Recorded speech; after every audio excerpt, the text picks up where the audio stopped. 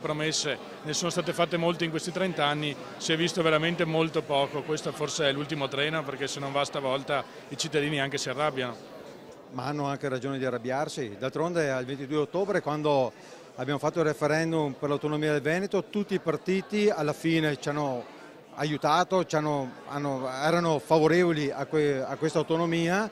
In campagna elettorale tutti ne hanno parlato ed ora spero che tutti mantengano le loro promesse. Per quanto riguarda il Partito Democratico Veneto, certamente manterrà gli impegni presi al momento della sottoscrizione dell'intesa del 28 febbraio. È un tema trasversale, è un tema dei veneti, è un tema del popolo veneto e in quanto tale tutto il popolo veneto, in qualunque parte rappresentato, deve cercare di fare il possibile per portare a casa il risultato, quindi indipendentemente dal governo che ci sarà.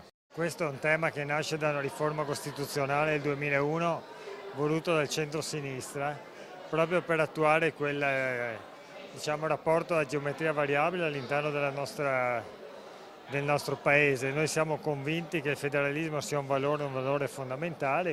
Quindi oggi siamo qui a rinnovare la nostra disponibilità constatando che sono stati persi 17 anni dal 2001 quando la Costituzione ha dato la possibilità di chiedere maggiore autonomia, oggi siamo qui con grande disponibilità e con voglia di concretezza. Penso sia giunta l'ora di passare dalle parole ai fatti e di quindi avere dei risultati concreti.